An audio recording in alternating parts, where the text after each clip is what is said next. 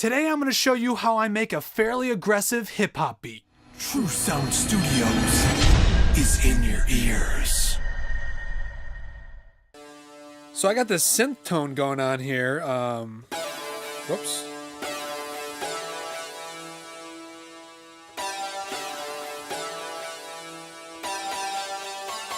Now, I don't know if I'll keep those high notes at the end there, but I think that's cool. So I'm going to go ahead and track this real quick.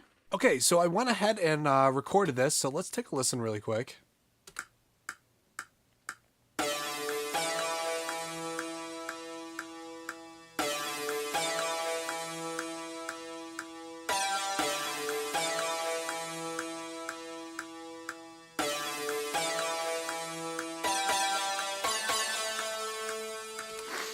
So nothing too crazy, just, a fun little synth to start off with. So I'll just bounce this to make sure there's no junk at the beginning and end of it. And then we'll just copy and paste this a few times, make sure this is right. Cool. So this song's at 120 beats per minute. This is the synth we're using, the Rapture Session, which is included in the Cakewalk Sonar Platinum software that we are using today. And today you're hearing music out of the Dyne audio speakers. It's the one right here. Those are the Dynes. Those are Polks, and then those are JBL. And then we'll also do like a little test listens through the beats. And the only reason I have the beats is because, they're very small drivers, probably like 1-inch drivers on there. And it really helps you give a perception on what, everybody else is going to listen to the music through, instead of such beautiful high-end speakers. So now we're going to start building some drums. So I'm going to put this camera down and we're going to start doing some stuff.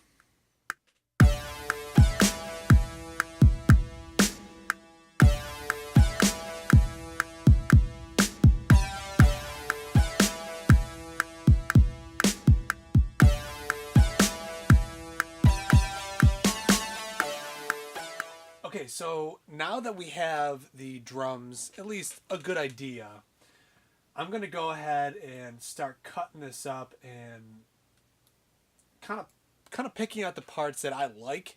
I try to play something always different. You don't want to like just have the same thing over and over. You could easily copy and paste that. So, yeah, so let me go ahead and we'll just do like the first 4 bars here,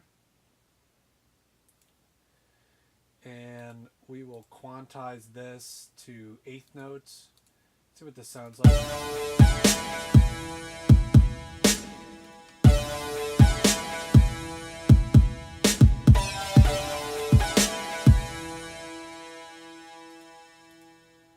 Like I was saying, not everything is good, so I kind of like that. We'll copy this in and see what this sounds like.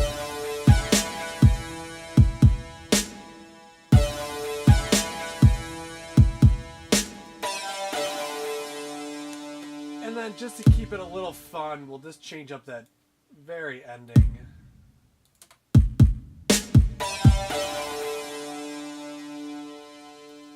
Whoops. And then we will copy paste all this, whole notes. And then we go.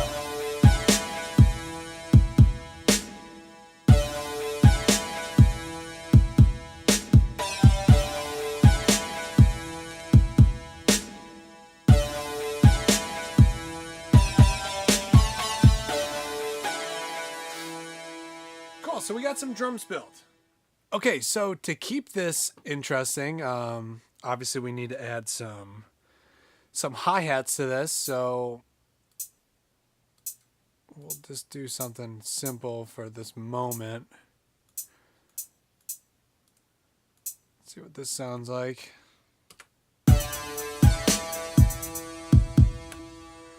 Okay, that will work. And then we'll just do these guys. Then maybe we'll throw in some 30-second notes at the end. So just so everybody knows, I am filming, recording, producing this track all by myself, so just bear with me when I'm doing all this video stuff. So take a listen.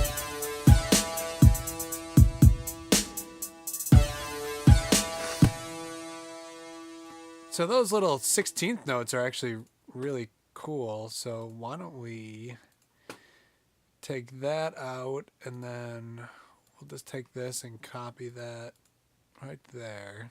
Let's see what this sounds like.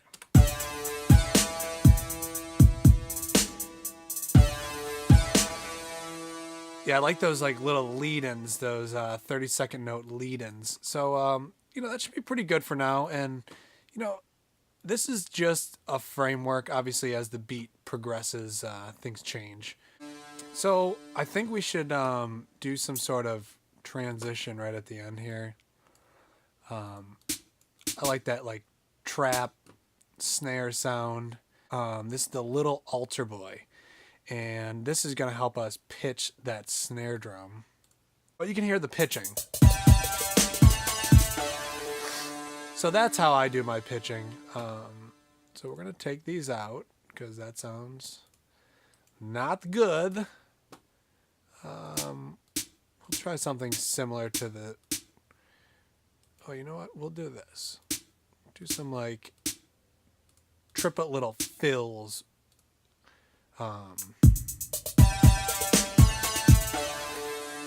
Yeah, so that's cool. And then we'll add a crash at the end here. So I'm going to show you some of the things I did to process these drums to get this drum sound. And I have another video on parallel compression, and that's part of the process we're going to use to get these big drum sounds. So check out that video if you are looking for some further instruction, because I'm going to go through this kind of quick. Okay, so we actually just got 2 EQs for the kick drum just by itself. Looks like we're just adding some 40 hertz with this Slate Digital one. And then we are actually cutting some 64 and 515 with the kick. So take a listen to that. I'll take the reverb off. And then this is without the parallel compression. Still sounds good. Whoops. But with the parallel compression, you get some more fatness and that compression sound out of the drum without actually having to process it so hard. So it's pretty much like a copy.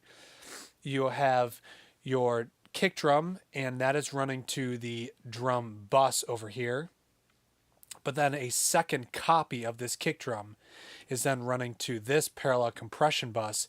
So we're getting like the super beaten up sound with a nice clean sound, and then you blend the two together, and then you find a good medium. And that is essentially what you're getting that kick drum sound out of. For the snare drum, we got the Slate Digital and a Waves, this tape emulator. Now I'm going to take off the reverb again. The tape I'm using to cut some of the transient time down. So the snare drum is hitting so hard that it's really shooting up in the mix, and the attack is just so much that it's actually making the entire track just quieter. And it'll be a problem when it comes to mixing and mastering. So this is without the tape. It sounds great, but that attack on that snare drum is just, it's too much. So we'll engage this tape machine. You can hear we lose some that attack, and it changes the tone slightly, a little more aggressive. And then we'll add in the Slate Digital stuff, and we got a compressor and an EQ, and you can see we're pulling out some of those mids and those low mids. And that's really about it.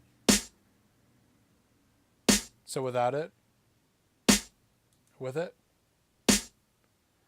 and then without the parallel compression, see how much depth we lose with it. With the verb, and then all together.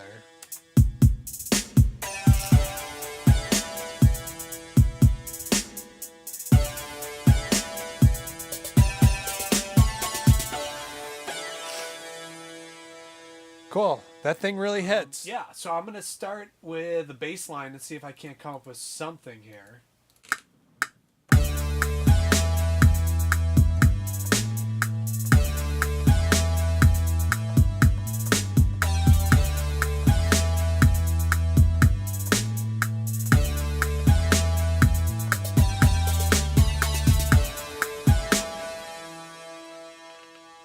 That's pretty good to me. So after 2 like repetitions of this, what I want to do is I want to take those and I want to change them into something different. So what we're going to do is on here it's called freezing the synth, whether you mix it down or whatever. It really depends on it. So what it's going to do is it's going to convert these MIDI notes and actually give you the actual wave file that the wave audio that essentially is what comes out of the MIDI notes. So, and I'm just going to take this and just drag it up top there. Let's make this a little bigger. Kill all this. And actually now, because we just did that, I actually don't need these MIDI notes. Let's get rid of this. And so now we have an audio file of our synth, so you can hear. Same thing. It doesn't have the verb on it, but that's okay because I think that might actually kind of help us out here.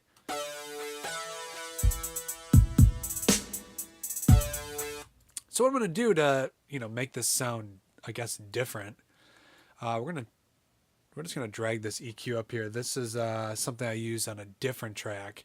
And it's just a high cut. We're just cutting off, a majority of the high frequencies. That's pretty good. Pretty much what we want to do is just, create a different mood for what will be the verse.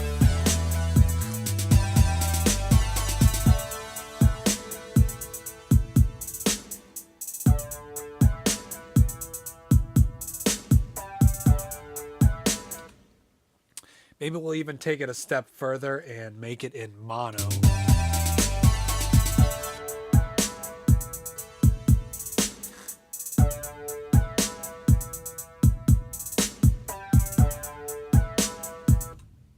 So right now I'm just trying to find a synth for the lead.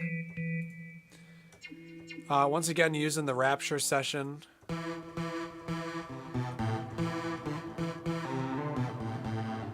Now that's kind of cool. I mean, that could be a whole nother song right there, but let's see what this sounds like.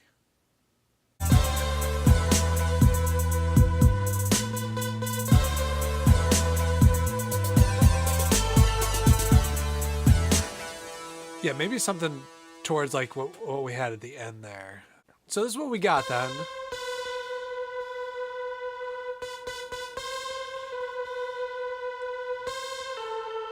So this particular synth does not like when we overlap notes. So I'm just I'm gonna cut these so that all the notes end on the exact beat that they should.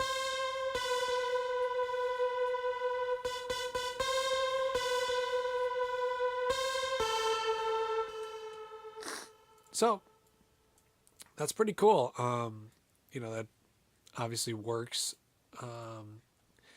Don't be afraid to record things. I'll record, 3-4 different leads, or just listen to it on a different day and see if I like it still.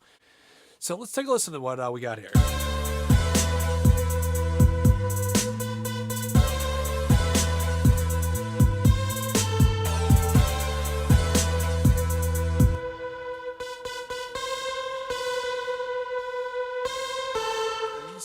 So I'm going to finish this beat up and start copying, pasting things and arranging the track. And then we'll come back and kind of give you a final listen to the song. For the most part, I finished the beat. I structured it. And I added a few things and, just kind of did some of like the mixing things, some of the finalizing things to make this, what you'd call it, like an entire beat. So real quick, I'm just going to break it down for you. So in the intro here, I just added some static. You know, just something really simple. I also threw in the main synth and just extended the whole track by like 2 that-does, these things here. That's the first one. And that's the second one. And then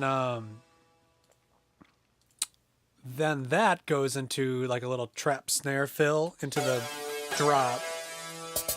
Right there.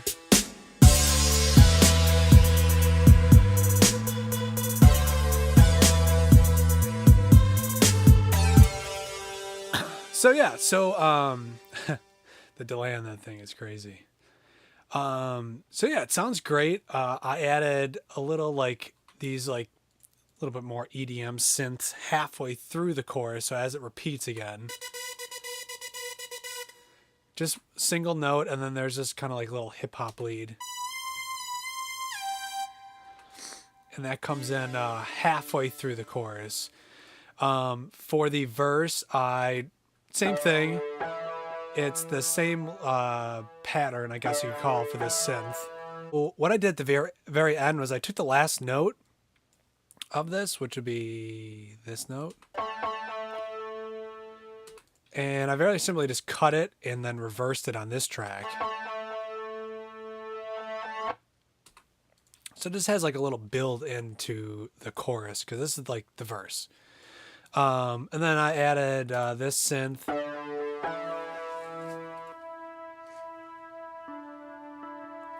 It's just doing the exact same thing as the... It's just doing the exact same thing as the main line is. It's just more of like a little pad. It's actually still in the same octave, I think, too. This was just a preset arpeggio. I mean, I'm not going to lie. I didn't write that. That's a silent patch.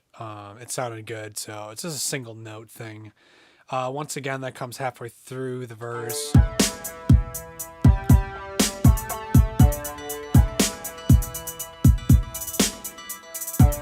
Here's where it goes in.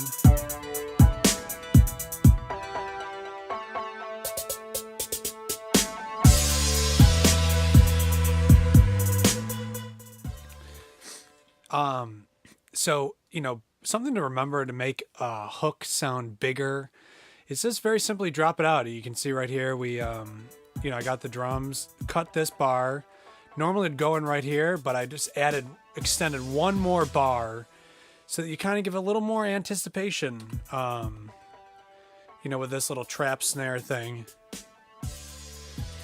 And then, of course, just added one of these guys.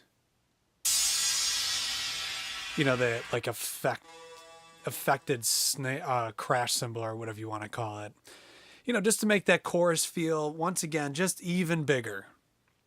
So yeah, so besides arranging it and copying and pasting things, there's 3 choruses. It starts with the chorus, goes in a verse, second chorus, second verse, third chorus, third verse, and it just kind of ends right here.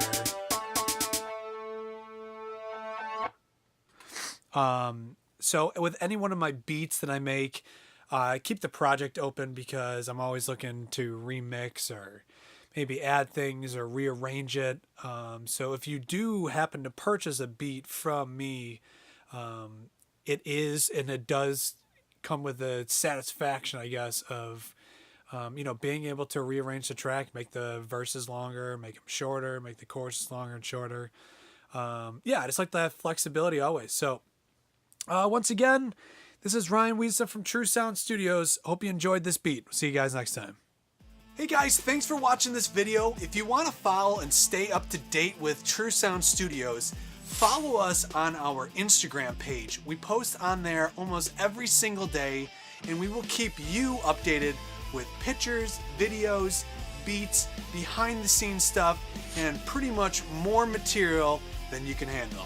Alright guys, so once again, thank you for watching. I'm Ryan Weezna. We're here in my studio, True Sound Studios, and True Sound Studios is in your